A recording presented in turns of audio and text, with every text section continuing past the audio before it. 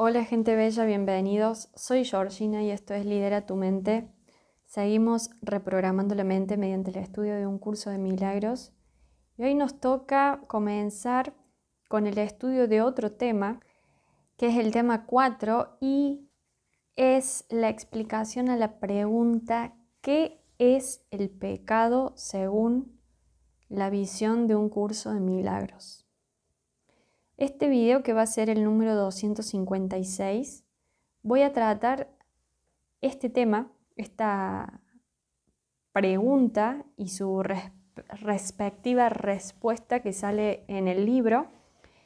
Y mañana comenzaré con la lección 251, que va a corresponder al video 257, comentando lo que toque en base a este tema que comenzamos a estudiar hoy, que es la profundización del significado de la palabra pecado según la visión de un curso de milagros.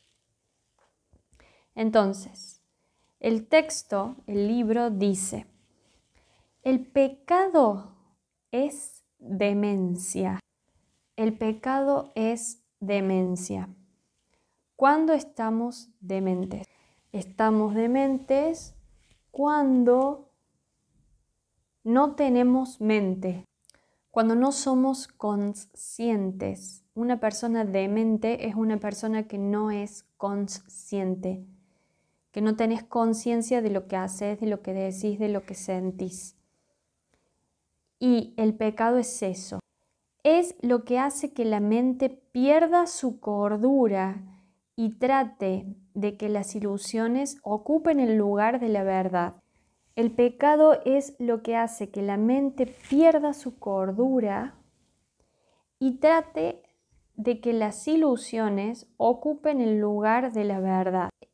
Pecado, desde ese punto de vista, sería cualquier pensamiento que te haga pensar, que valga la redundancia, que lo que ves es real, aunque parezca un juego de palabras así como muy irónico. Eso es el pecado. Cualquier pensamiento que te haga pensar que lo que ves en el afuera es real. Y al estar loca una mente así, la mente ve ilusiones donde la verdad debería estar y donde realmente está. Y al estar loca, la mente ve ilusiones donde debería estar la verdad y donde realmente está. O sea que el pecado es la demencia de la mente. El pecado vendría a ser la mente que ve ilusiones y que piensa que esas ilusiones son reales. Porque el pecado es demencia. Entonces, uno estaría en pecado cuando ve el noticiero y piensa que eso es real. Porque eso es una ilusión y esa ilusión no es real. Uno estaría en pecado cuando ve una situación y la juzga de una manera y en realidad no sabe nada verdaderamente de lo que está pasando y cree en esa falsa ilusión. Entonces, acá lo que dice: el pecado dotó al cuerpo con ojos, pues, ¿qué iban a querer contemplar los que están libres de pecado? ¿Para qué iban a querer la vista, el sonido o el tacto? ¿Qué iban a querer oír o intentar asir? ¿Qué necesidad iban a tener de los sentidos? Usar los sentidos es no saber. Y la verdad solo se compone de conocimiento y de nada más. Básicamente acá está diciendo lo que les vengo diciendo hace un montón con respecto a que vivimos en una Matrix. Los sentidos nos engañan. Nosotros vemos, tocamos, olemos, tenemos sentido del gusto y tenemos el sentido de la audición, pero todo lo que percibimos con nuestros sentidos físicos nos está engañando y nos hace percibir una realidad que no es real. el pecado, que vendría a ser el ego, le da al cuerpo ojos, porque ¿qué necesidad hay de contemplar con los ojos para una persona que no tiene pecados? ¿Qué necesidad tiene una persona que no tiene pecados de oír? ¿Qué necesidad tiene una persona que no tiene pecados de percibir con los sentidos? Una persona sin pecados es un ser de luz, evolucionado, que piensa con su conciencia y que no se cree la mentira de alrededor. O sea, es un ser que se iluminó, que tiene conocimiento y que no se deja llevar por los sentidos. Por eso dice, usar los sentidos es no saber, y la verdad solo se compone de conocimiento y de nada más. Lo típico que vemos de estas personas que usan su conexión con el ser interno, con esa voz de la intuición, para tomar decisiones sin dejarse llevar por lo que la realidad externa les muestra, sino que escuchan a su ser interior. Eso es lo que tendríamos que hacer todos. Fíjense, ayer justamente veía una película de estas de chinas, de artes marciales. Y los maestros de las artes marciales, aparte de que luchaban muy bien, digamos, desde el punto de vista físico, no tendría que haber visto eso, ya sabemos que les estuve hablando justamente en el video anterior de que está bueno desprogramarse de todas estas cosas de luchas, de guerra, de no ver dolor, porque eso de algún modo nos programa, y más bien ver películas que nos inspiren a ser mejores personas, historias reales de personas que lograron superar sus límites. Pero yo, analizando la parte trascendental, todos estos maestros de Kung Fu, que también eran de algún modo maestros de sabiduría, cuando tenían que manejar la energía de su mente, usaban mudras, iban hacia el tercer ojo y se tocaban en el tercer ojo y manejaban toda la energía que tenían ellos y que podían canalizar haciendo mudras y usando, o sea, entrando en estados como de conciencia elevados, en donde cerraban los ojos y era como que entraban en meditaciones. O sea, no veían, no oían lo que estaba alrededor, no estaban haciéndolo con los sentidos al esto del manejo de la energía. Porque una persona superior en ese sentido, o sea, nosotros, sabiendo esto, tenemos que empezar a dejarnos guiar por la voz interna, por lo que nos dice nuestro verdadero ser, y no dejarnos engañar por los sentidos. Eso es lo que tenemos que aprender a hacer. Eso es lo más importante. Entonces yo los invito a que ustedes puedan ir aplicando esto en su vida diaria. El párrafo 2 dice: el cuerpo es el instrumento que la mente fabricó en su afán por engañarse a sí misma. Su propósito es luchar, mas el objetivo por el que lucha puede cambiar. Vamos a detenernos acá porque son 3 oraciones súper potentes. El cuerpo es el instrumento que la mente fabricó en su afán por engañarse a sí misma. La mente fabricó el cuerpo para poder engañarse a sí misma.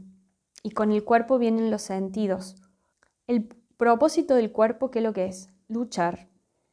Pero el objetivo de la lucha puede cambiar, porque los humanos en este aspecto de la lucha y de lo que es los sentidos, un día podemos luchar por la bebida, por la comida, por el dinero, por el placer, por una idea, por una persona, por un objetivo a largo plazo. Es voluble, o sea, esos objetivos van cambiando. Y entonces el cuerpo lucha por otro objetivo. Lo que ahora persigue lo determina el objetivo que la mente ha adoptado para sustituir a la meta de engañarse a sí misma que antes tenía. La verdad puede ser su objetivo tanto como las mentiras, y así los sentidos buscarán lo que da fe de la verdad. Entonces, Lo que dice acá es que la primera mentira que tenía la mente era engañarse a sí misma. Y para poder engañarse a sí misma crea el cuerpo. Y ya para olvidarse de esa mentira, el cuerpo empieza a seguir otros objetivos. Entonces, la primera mentira fue engañarse a sí mismo creando el cuerpo. Esa fue la primera mentira que se creó la mente para huir de sí misma y de la consciencia. Y después vino todo lo demás. Es como que nuestro ser interno no hubiera querido reconocerse unido a Dios. Entonces dijo, ¿cómo hago para yo realmente verme separada de Dios y no verme unida a Dios? Voy a inventarme el cuerpo. Entonces inventa un cuerpo y esa parte de energía que éramos como una especie de lucecita flotando por el éter, todos los 8 billones de almas, para seguir en la mentira y no creerse de que estamos unidos a Dios, se creó un cuerpo. Y ese cuerpo tiene sentidos. Oye, mira, toca, gusta y olfatea. Entonces, a partir de ese momento, la mente se olvida de que está en un cuerpo y directamente se empieza a dejar llevar el cuerpo por los objetivos que tengan estos sentidos. Quiero comer comida rica, entonces voy a trabajar para poder comprarme esa comida. Quiero vestirme con la última moda, entonces voy a trabajar el triple para poder vestirme, tener el auto, la casa y todo lo que sea que mi cuerpo me está pidiendo. Pero no es la verdad eso, es una mentira. Entonces acá lo que te dice es, la verdad puede ser su objetivo tanto como las mentiras. Y así los sentidos buscarán lo que da fe de la verdad. O sea, los sentidos te van a hacer creer que lo que percibís con los sentidos es lo real y no es lo real. Entonces el párrafo 3 dice, el pecado es la morada de las ilusiones. El pecado es la casa de las ilusiones. Pecado sería todo aquello que hace que te creas una verdad que no es, las cuales representan únicamente cosas imaginarias procedentes de pensamientos falsos. Las ilusiones son la prueba de que lo que no es real lo es. El pecado prueba que el Hijo de Dios es malvado, que la intemporalidad tiene que tener un final y que la vida eterna sucumbirá ante la muerte. Vamos hasta ahí porque este párrafo es largo y tiene muchas cosas potentes. Primero lo que te dice es que el pecado es la casa de las ilusiones. Las ilusiones son cosas imaginarias procedentes de pensamientos falsos. Entonces, el pecado es la casa de todas aquellas cosas que pensamos que no son reales. Por ejemplo, pecado sería todos los pensamientos que tenemos sobre guerras, enfermedades, desamor, fealdad, fracasos. Todas esas son ilusiones, no son reales porque son cosas que Dios no habría creado para su Hijo. Entonces son ilusiones que viven en la casa del pecado. Las ilusiones son la prueba, entre comillas, de que lo que no es real lo es. El pecado, entre comillas, prueba que el Hijo de Dios es malvado, que la intemporalidad tiene que tener un final y que la vida eterna sucumbirá ante la muerte. Y Dios mismo ha perdido al Hijo que ama y de lo único que puede valerse para alcanzar su plenitud es la corrupción. Y Dios mismo ha perdido al Hijo que ama y de lo único que puede valerse para alcanzar su plenitud es la corrupción. La muerte ha derrotado su voluntad para siempre, el odio ha destruido el amor y la paz ha quedado extinta para siempre. Acá lo que dice es que cuando uno cree en el pecado y en las cosas malas del mundo, eso hace que Dios pierda al Hijo que ama. O sea, tener mucha gente que crea en las noticias o que lo que ve es la realidad hace que esa gente se vea cada vez más separada de Dios. Y entonces ahí esa energía suprema, que es una, pierde potencia porque hay muchas almas que no se van a lograr unir con esa energía porque cada vez se identifican más con el tema del ego y no se dan cuenta de que en realidad son uno con Dios. Entonces, esas personas son las que creen en la muerte, en la enfermedad y en las cosas malas, en la guerra, etc. Luego yo les voy a poner en la cajita de descripción el texto de qué es el pecado, pero por cualquier cosa ustedes lo leen y lo pueden interpretar y llevar a cada uno a su vida particular, ¿sí? Luego dice, 4. Los sueños de un loco son pavorosos y el pecado parece ser ciertamente aterrador. Sin embargo, lo que el pecado percibe no es más que un juego de niños.